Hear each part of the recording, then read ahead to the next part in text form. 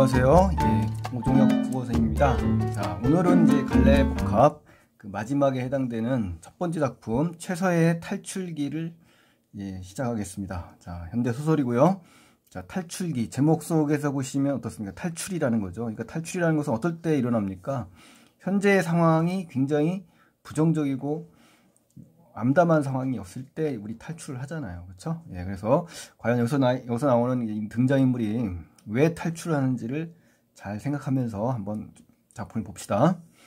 자, 핵심 정리로 가시면요. 주제는 이제 한 번에 얘기하면 식민지 조선입니다. 20년대 식민지 조선 시대에 이 농민입니다. 농민이 겪는 고통과 분노. 바로 이게 이제 핵심적인 내용이고요. 배경은 일제강점기고요. 공간적 배경은 만주의 간도입니다. 간도 지방 일대고요. 성격은 사실적인 성격이 강하고요. 자전적인, 작가의 자전적인 성격이 들어있습니다. 그리고 시대에 대한 어떤 저항적인 성격이 강하고 고백적이면서 독백적인 그러한 그 성격의 글을 갖고 있습니다. 구조는 이제 액자 형식의 구조로 되어 있고요. 외부 이야기와 내부 이야기가 있습니다. 외부 이야기는 김군에게 답장하는 이 주인공의 모습이 등장하고요. 내부에서는 박군이 이 탈가, 즉 탈출하게 되는 그 과정을 잘 제시하고 있습니다, 여러분. 자, 갈래는 서간체 소설이라는 걸 좀 주의하시고요. 서간체, 편지글이라는 얘기예요. 편지 형식의 소설이다라는 거. 자, 술상 특징에 가면요. 첫 번째, 김군이 쓴 편지에 대해서 이제 박군, 자, 주인공이에요. 이 박군이 이제 답장하는 형식을 취합니다. 그래서 수신이는 김군이 되겠죠. 또 가족에게 돌아가라는 김군이 이제 설득하는 내용이 이 해상 장면으로 나옵니다. 아셨죠? 그러면서 이제 박군이 설득하는 장면을 보고 이제 박군은 이제 지난 날을 회상하는 거죠. 자, 그러면서 자신이 가족을 떠날 수밖에 없었던 이유가 제시되고요. 서간체 형식과 1인칭 주인공 시점을 통해서 이 등장인물의 주인공의 내면 심리를 아주 효과적으로 전달합니다. 그러니까 특히 이 편지글 형식이요. 사실성이라든가 신뢰감을 확보하는 데는 아주 좋은 그러한 형식입니다. 또 박군과 그의 가족이 겪은 고통 있죠. 이 고통. 그 당시 식민지 조선의 우리 민족이 겪는 그런 가난과 착취를 의미하는 겁니다. 그러니까 아셨죠? 박군과 그의 가족뿐만 아니라 당시 우리 민족이 겪는 그런 순환이라는 거죠. 또 박군이 아무리 노력했지만 가난과 압제, 이 고통에서 벗어날 수 없다는 겁니다. 그래서 가족을 간사할 수 없는 그런 절망감과 분노에 처하게 됩니다. 주인공이. 또 편지 형식으로 담아서 전해서 독자가 박군의 내면을 아주 생생하고 또 독자에게 공감할 수 있도록 해주는 효과가 있다는 거죠. 또 자전적 요소가 강합니다. 그래서 이 소설로 체험문학의 걸작으로 꼽히는 작품이라고 합니다. 아셨죠? 일제강점기 하층민의 생활을 사실적으로 그려낸 신경향파 문학 작품이고요. 인물의 의식 변화, 상당히 중요한데요. 인물의 의식 변화, 이게 주제를 아주 뚜렷하게 제시해주는 그런 효과가 있습니다. 그리고 정직하고 정적인 인물이었어요, 이 주인공이. 근데 이 가난 때문에 사회에 저항하는 이 동적인 인물로 바뀝니다. 투쟁하고 저항하는 이런 인물로 바뀌거든요. 그래서 성격이 바뀐 겁니다. 성격 변화. 즉 평면적인 인물이 아니라 입체적인 인물의 모습을 잘 담고 있는 거죠. 자, 탈출. 우리 제목이죠. 탈출기. 탈출의 의미는 아무리 노력해봤자 벗어날 수 없는 이 모순된 사회 현실, 이런 구조를 의미하는 겁니다. 바로 이런 곳에서 탈출을 하게 되는 것이죠. 그래서 1차적인 탈출의 의미는요, 식민지 조선에서 이역당, 즉 간도입니다. 간도로 탈출하게 되는데, 가난으로부터 탈출이고요. 개인적인 그런 해결 방식인 거죠. 그 다음에 이제 2차적인 탈출이라는 건 뭐냐면요, 가족을 떠나서 이제는 단체에 가입을 합니다. 그래서 가난을 사회 문제로 인식을 하면서 사회적인 대응으로 바뀐다는 거죠. 이게 두 번의 탈출이 일어나는 거죠. 아셨죠? 자, 이제 본문으로 이제 들어가 보겠습니다. 자, 첫 번째 내용에서는 이제 김군의 편지에 충정을 받을 수 없다라는 주인공의 이야기가 담겨 있습니다. 한번 보실까요? 김군. 자, 김군 얘기하죠. 그러니까 나에게 편지를 보낸 인물이 김군이고요. 자, 서술자는 박군입니다. 그래서 이 편지 형식을 써서 진실한 감정을 전달하게 하는 그런 역할을 하는 겁니다. 호칭을 쓰면서요. 수삼차라는 건 이제 두세 번 편지는 반갑게 받았다, 뭐 이런 얘기입니다. 그러니까 한 번 보낸 게 아니라 여러 차례 이제 보낸 거죠. 자, 그리고 편지 형식이라는 걸 알 수가 있고요. 그러나 나는 한 번 더 화답, 즉 응답하지 않았다, 답장하지 않았다는 얘기죠. 그렇죠? 물론 여기서 군은요, 친구나 이제 아랫사람을 친근하게 부르는 이름입니다. 그래서 너라는 표현과 같습니다. 너의 충정에 나도 감사를 드리지만 그 충정, 이 충정이라는 건 진심입니다. 진심. 아셨죠? 중심을 나는 받을 수 없다라고 하면서 단정적인 그 태도로 박군이 취하고 있네요. 그렇죠? 두 번째 내용으로 가시면 이제 가족을 떠났죠. 독립단에 가입하네요. 박군이. 그래서 가족으로 돌아가라고 이제 김군이 설득하는 역할을 한 겁니다. 그래서 그 편지 내용이 지금 삽입되는 겁니다. 요 두 번째가요. 자, 박군. 나는 군의 탈가를 찬성할 수 없다. 너의 탈가, 즉 집에서 나가는 것을 찬성할 수 없다 이거죠. 음험한, 아주 음흉하고 험악한 이역당, 즉 간도입니다. 간도.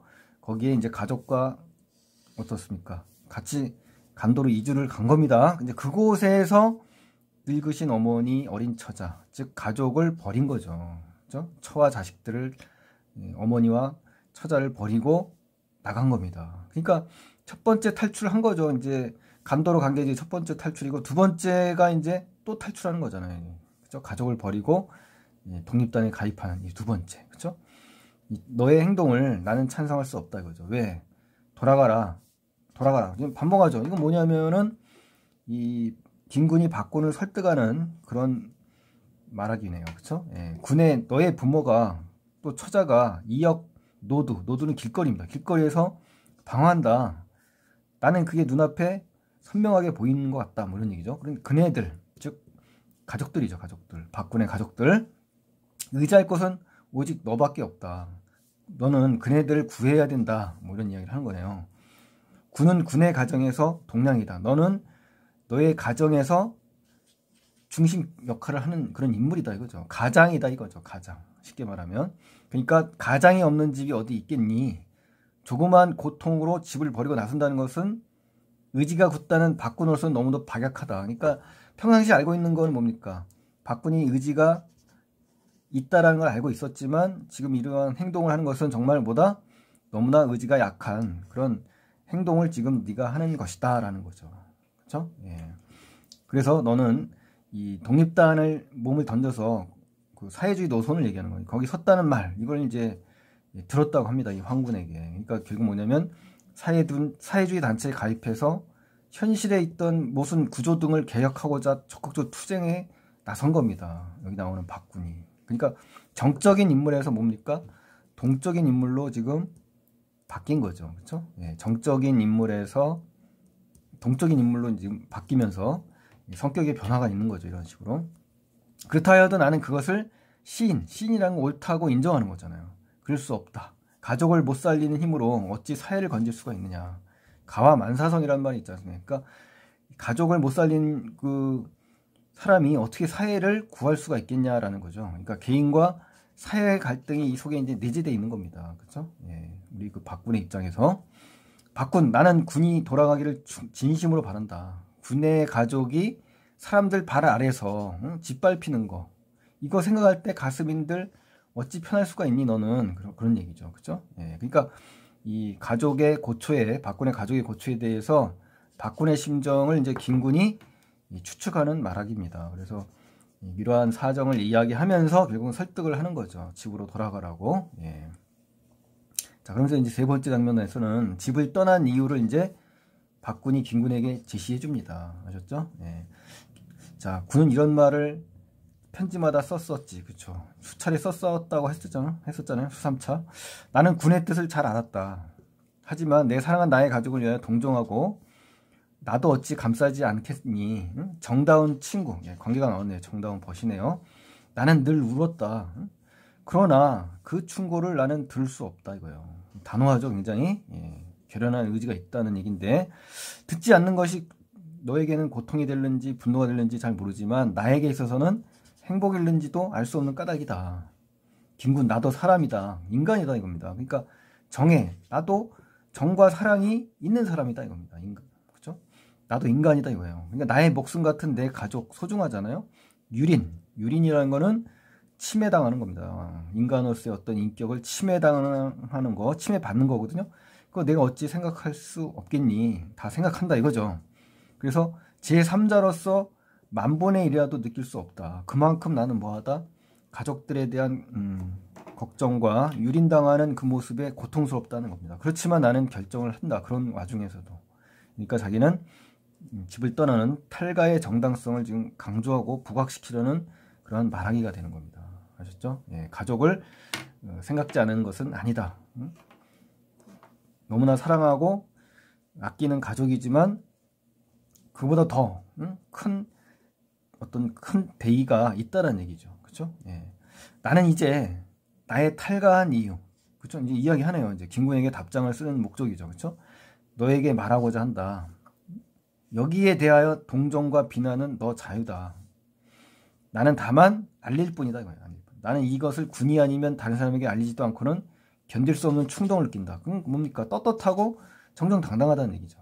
예. 그러면서 단언한다. 너도 사람이거니 나의 말하는 것을 부인하지 못할 것이다. 그러니까 당연히 내 말에 공감할 것이다 라고 이야기를 하는 겁니다. 예. 그리고서 자, 그다음에 무슨 이야기를 하는지 보실까요? 네 번째 장면에서는 남편 몰래 이제 부인 이야기가 나오네요. 아내가 뭘 먹습니다. 근데 남편은 그걸 의심하는 겁니다. 아셨죠? 예.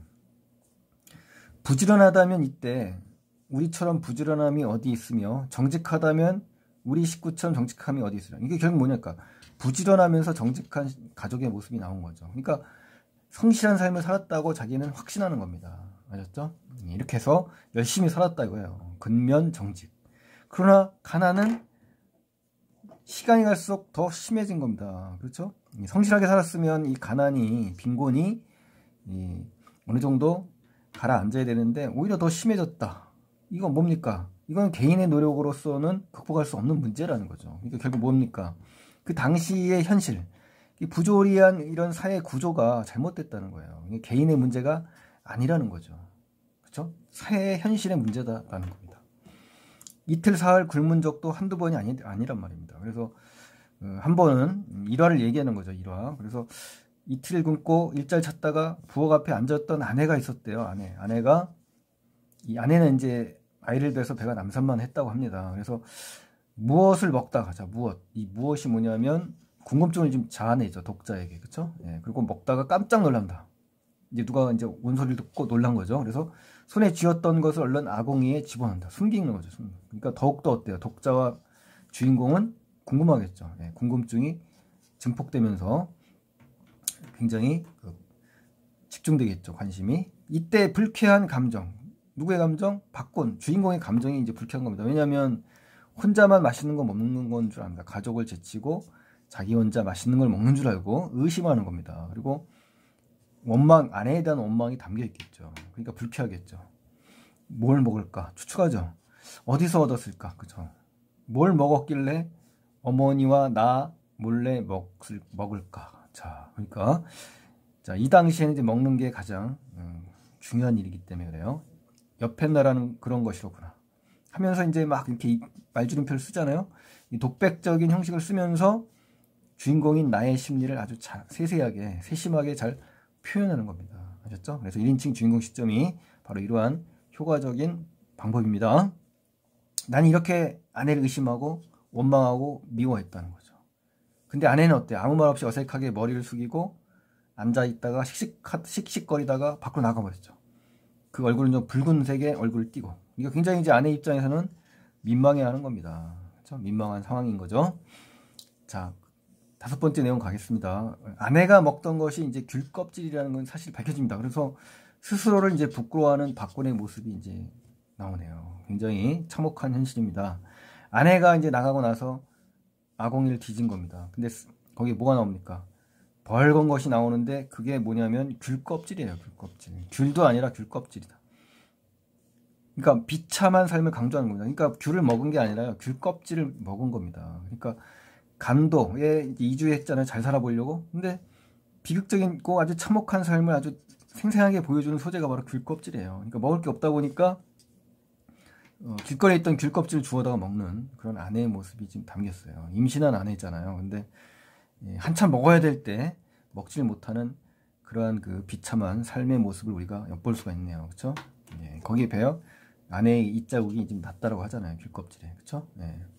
귤껍질을 쥔 나의 손은 떨리고 이 자국을 보는 내 눈에는 눈물이 고였다. 그렇죠. 떨리면서 눈물이 괴었다라는 건 뭡니까? 이 아내가 남편이 알면 미안하고 이제 슬퍼할까봐 이제 몰래 먹은 거를 갖다가 의심했던 그 남편이었잖아요. 그러니까 그 아내에 대한 어떤 불쌍함, 그렇죠? 슬픔 이런 것들, 그리고 가난에 대한 어떤 비극 이런 것들이 담겨 있겠죠. 현실에 대한 분노 뭐 이런 것이 복합적으로 남편의 그 정서가 지금 드러나 있는 겁니다. 그래서 김군, 이때 나의 감정을 어떻게 표현하면 적당할지 모르겠다 뭐 이런 얘기잖아요. 그러니까 굉장히 슬퍼하고 현실에 대한 비참함, 그러한 자기의 심리 내면을 잘 제시한 거고요. 그것이 바로 이제 서간체의 특징이라는 거죠. 이렇게 이 부분이 아셨죠? 예, 그래서 서간체를 통해서 내면의 심리를 아주 세심하게 잘 보여줬다는 거예요. 이 글의 특징입니다, 여러분. 꼭 기억하셔야 돼요. 오죽 먹고 싶었으면, 그렇죠? 길바닥에 내던진 귤껍데기, 귤껍질. 그러니까 결국 뭡니까? 가난과 생존의 어떤 위협, 그렇죠?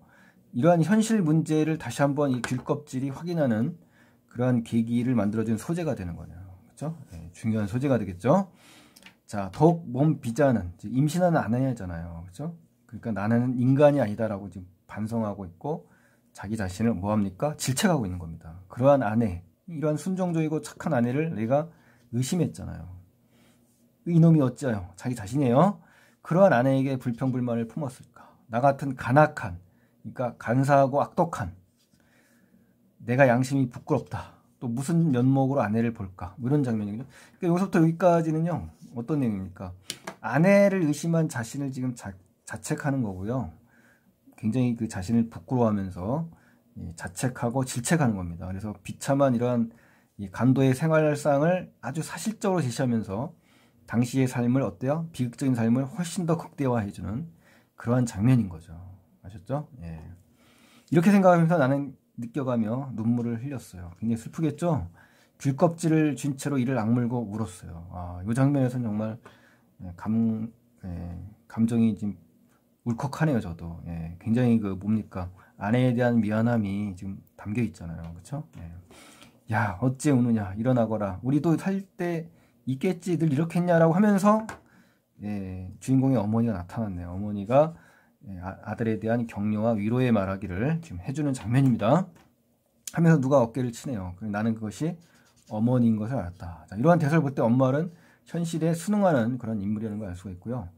나는 불효자라고 이제 외치죠. 그러면서 어머니의 발을 안고 울고 싶었어요. 근데 울지 못한 거죠. 가족에 대한 미안함도 있고 가난을 벗어날 수 없는 이 사회에 대한 불만이 담겨 있는 울음이겠죠. 근데 그러나 나는 아무 소리 없이 가슴을 부둥켜 안고 밖으로 나왔다는 겁니다. 그러면서 이제 이 사람의 그 태도가 급변하는 거잖아요. 그렇죠? 예, 그래서 정적인 인물이 동적인 인물로 변화되는 그런 계기가 되는 겁니다. 여러분 아셨죠? 자, 그래서 탈출기 이렇게 어려운 내용은 아니니까요. 간단하게 잘 정리하시고 한번 꼼꼼하게 보셔야 됩니다. 대충 보지 마시고요. 자, 오늘 고생 많이 하셨고요. 도움이 되셨다면 구독과 좋아요를 부탁드리고요. 다음 작품 갈래복합 마지막입니다. 다음 작품 기대 많이 해주시고요. 자, 그러면 다음 시간에 뵙겠습니다. 고맙습니다.